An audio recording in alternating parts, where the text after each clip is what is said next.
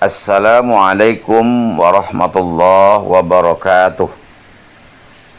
Alhamdulillahi hamdan syakirin, hamdan na'imin, hamdan yuafi ni'amahu wa yukafi mazidah.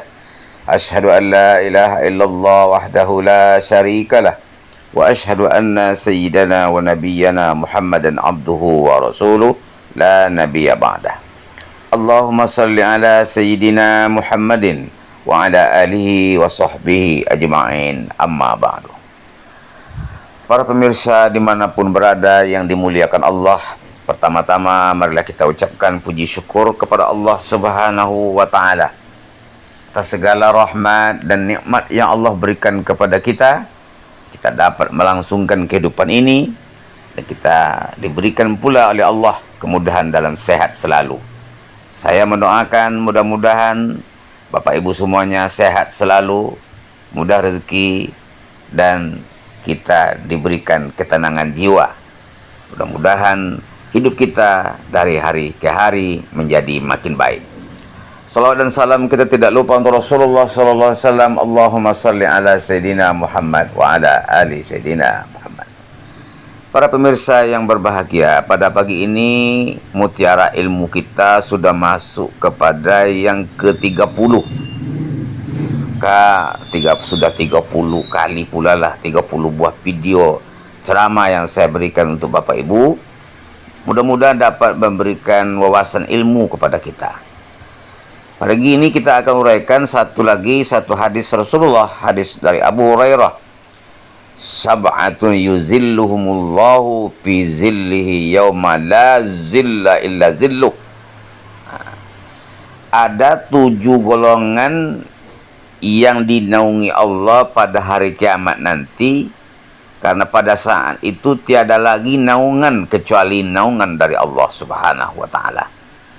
Jadi pada hari akhirat nanti kondisi huru-hara hari kiamat, huru-hara hari berbangkit, matahari sudah dekat dengan kepala manusia, panasnya keringat kita bercucuran. Di saat begitu huru-hara dahsyatnya hari kiamat nanti, tidak ada tempat perlindungan sedikit pun. Tidak ada kayu yang rindang yang akan menaungi kita, tidak ada payung yang akan melindungi kita. Di saat-saat seperti itu kita butuh pertolongan dari Allah Subhanahu wa ta'ala. Ternyata ada rupanya 7 golongan manusia.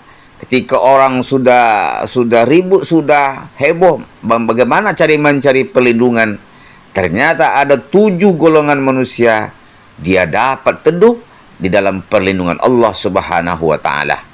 Siapa dia?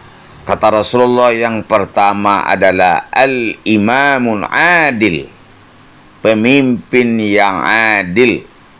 Pemimpin yang adil, pemimpin yang betul-betul berusaha melindungi rakyat, pemimpin yang berusaha mensejahterakan rakyat, pemimpin yang dekat dengan rakyat. Inilah yang kita harapkan. Ada enggak sekarang ini lagi pemimpin yang seperti itu? Betul-betul pemimpin tidak tidur nyenyak hidupnya, tapi karena memikirkan kehidupan rakyat. Dan seperti itu sudah dicontohkan oleh Rasulullah SAW, dicontohkan pula oleh para sahabatnya seperti Abu Bakar As-Siddiq, Umar bin Khattab, Utsman bin Affan, dan Ali bin Abi Thalib. Mereka itu adalah seorang pemimpin yang adil.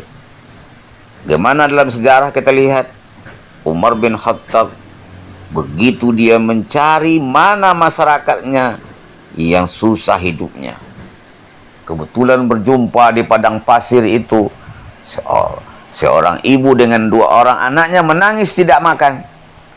Maka Khalifah Umar dengan pengawalnya yang berpura-pura menjadi masyarakat biasa menanyakan, apa keadaanmu? Kami ini sudah tidak dipikirkan lagi oleh Khalifah Umar, katanya. Ternyata yang datang itu adalah Khalifah Umar. Dia tidak tahu yang datang itu Khalifah Umar. Umar pun membawa pengawalnya untuk pergi ke gudang mengambil gandum. Gandum dia pikul sendiri, dia mau pengawalnya itu yang ingin memikul, tapi dia tidak mau. Biar saya sendiri yang memikulnya, katanya. Sampai ke tempat itu dia sendiri yang memasaknya, dia sendiri yang memberikan kepada anak terus sampai anak tadi kenyang.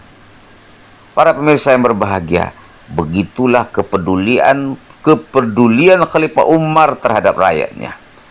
Bagaimana pula kepedulian seorang Khalifah Umar bin Abdul Aziz yang begitu penuh dengan kesederhanaan. Dia diberikan dengan harta oleh para pengawalnya. Katanya, ini digunakan untuk kepentingan umat, kepentingan masyarakat. Saya tidak rela, katanya, hidup bermewah-mewah sementara rakyat saya hidup menderita. Maka selama kepemimpinan Khalifah Umar bin Abdul Aziz, susah mencari siapa yang miskin. Nah, coba Bapak bayangkan tuh. Dari tempat dia itu beberapa ratus kilo pergi lagi, susah mencari orang miskin. Kenapa? Begitu adilnya Khalifah Umar bin Abdul Aziz, sehingga masyarakatnya terayomi dengan sebaik-baiknya. Nah, jadi 2 tahun lebih dia Khalifah Umar bin Abdul Aziz memerintah. Dia masyarakatnya sudah merasakan kebahagiaan, sudah merasakan kemakmuran. Apakah ada lagi sekarang pemimpin kita seperti sekelas Umar bin Abdul Aziz? Bapak sendirilah, Bapak Ibu sendirilah yang menjawabnya. Ya, kita sekarang ini sangat langka lagi sekarang ini, ya, mencari pemimpin-pemimpin yang sekelas Khalifah Umar bin Abdul Aziz. Kenapa? Karena dia ketika Khalifah Umar bin Abdul Aziz mendapatkan jabatan khalifah, dia membaca kalimat inna lillahi wa inna ilaihi raji'un. Nah, itu yang dia bacanya, Pak. Kenapa? Dianggapnya itu musibah karena menjaga amanah itu sangat berat. Para pemirsa yang berbahagia, jadi itu yang pertama, pemimpin yang adil. Yang kedua, wasyabbun nasa' bi'ibadatillah. Ya. Yang kedua adalah seorang pemuda yang tumbuh dewasa dalam beribadah kepada Allah. Biasanya pemuda itu kan, kalau masih pemuda itu kan rajin, yang jarang yang rajin itu, Pak, kepada Allah tuh. Jarang yang rajin beribadah. Ini ada seorang pemuda yang begitu taatnya beribadah kepada Allah. Walaupun dia masih muda, dia selalu menyibukkan diri untuk beribadah kepada Allah. Pemuda yang tidak ikut dalam pergaulan bebas, pemuda yang tidak terpengaruh oleh narkoba dan segala macamnya itu, pemuda-pemuda yang seperti itulah yang menjadi pemuda yang istiqamah, seorang pemuda yang tumbuh dewasa dalam beribadah kepada Allah Subhanahu wa ta'ala. Para pemirsa yang berbahagia, itu yang kedua. Yang ketiga, wa rajulun qalbuhu mu'allakun fil masajid. Seorang yang hatinya bergantung ke masjid. Coba tengok kita sekarang nih Bapak Ibu sekalian.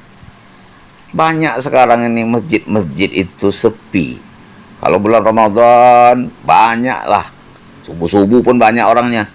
Tapi kalau sudah di luar Ramadan, yang datang ke masjid itu tidak seberapa. Nah, jadi kalau kita memang ingin mendapatkan perlindungan nanti di hari akhirat nanti, jadilah kita orang yang cinta kepada masjid. Apa? Karena cinta kepada masjid itu, cinta pula kita kepada kebahagiaan lahiriah, kebahagiaan batiniah akan kita jumpai di dalam masjid. Karena mengimarahkan masjid itu, akan tenanglah jiwa kita.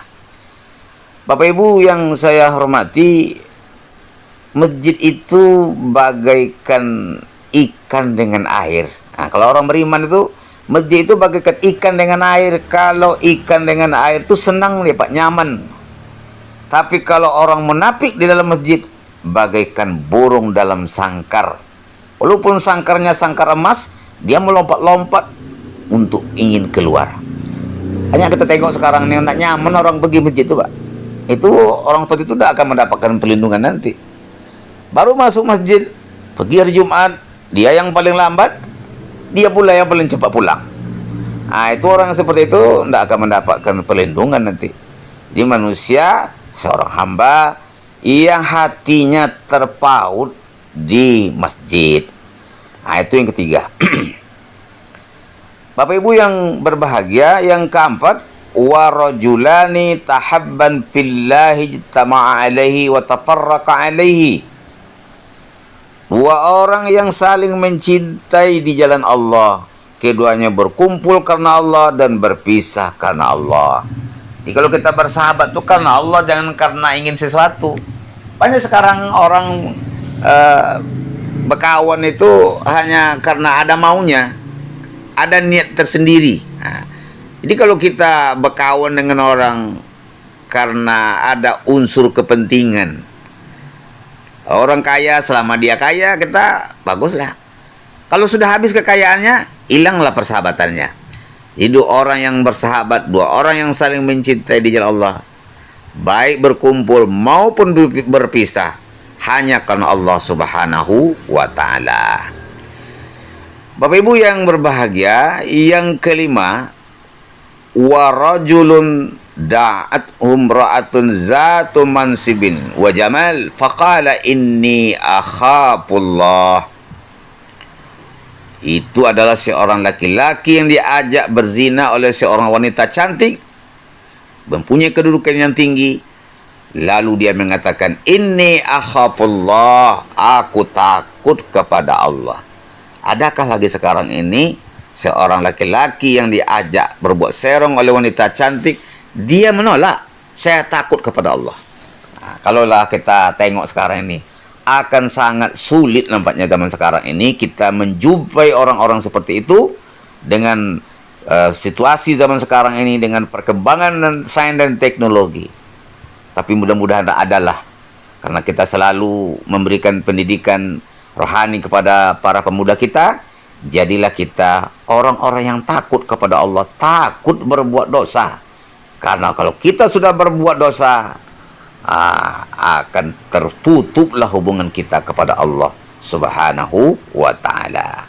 Seperti itulah yang dialami oleh Nabi kita, Nabi Yusuf alaihissalam, diajak oleh Siti Zulaiha berbuat zina, dia mengatakan, saya takut kepada Allah Subhanahu wa ta'ala. Para pemirsa yang berbahagia, yang keenam. Yang keenam adalah wa rajulun tasaddaqu bi sadaqatin fahfaha hatta la ta'lama shimaluhu ma tunfiqu yaminuh. Ini. Seseorang yang bersedekah dengan satu sedekahnya, lalu menyembunyikan sedekahnya itu, sehingga tangan kirinya tidak tahu apa yang diimpakkan oleh tangan kanannya. Ini artinya apa? Orang yang bersedekah secara sembunyi-sembunyi. Jadi dia bersedekah itu bukan karena ingin dilihat orang. Kan banyak juga orang sekarang nih bersedekah itu untuk dipuji orang. Ini yang bersedekah seperti itu tidaklah baik jadinya ya. Kalau hanya kita mengharapkan pujian orang, tidak ada nilainya. Kita bersedekah itu adalah karena mengharapkan ridha Allah Subhanahu wa ta'ala. Apa yang dilakukan oleh tangan kanan tidak diketahui oleh tangan kiri. Apa yang dilakukan oleh tangan kiri tidak diketahui oleh tangan kanan. Apa artinya? Disembunyikan. Makanya kita banyak buat hamba Allah. Ada orang, Pak, kita jumpai di isu masjid itu, dia bersedekah 100 sak daripada keramik itu, Pak. 100 karton keramik itu, bahkan sampai upah-upahnya ratusan juta. Ditanya oleh pengurus, nama bapak siapa? Buat jas itu, hamba Allah. Inilah yang kita yang harapkan itu. Orang-orang yang bersedekah tidak mengharapkan pujian, tetapi mengharapkan ridha Allah Subhanahu wa ta'ala. Para pemirsa yang berbahagia, yang terakhir adalah wa rajulun zakarallah khaliyan fafadat ainahu. Seseorang yang berzikir kepada Allah dalam keadaan sepi, lalu ia meneteskan air matanya. Ya, jadi Orang di tengah malam, orang sedang tidur nyenyak, dia berzikir kepada Allah. Berlinang air matanya mengingat kesalahan yang telah dilaksanakan pada masa lalu. Inilah yang digambarkan oleh Allah, orang-orang yang berzikir kepada Allah. Wabil asharihum yastaghfirun. Pada waktu sahur dia beristighfar, meminta ampun kepada Allah Subhanahu wa taala. Orang-orang seperti ini, orang yang menangis seperti ini mengingat dosanya, Allah catat dia orang soleh, Allah kabulkan segala hajat-hajatnya. Nah, inilah Bapak Ibu sekalian, apakah kita termasuk dalam kelompok yang 7 tadi? Silakan Bapak analisa sendiri.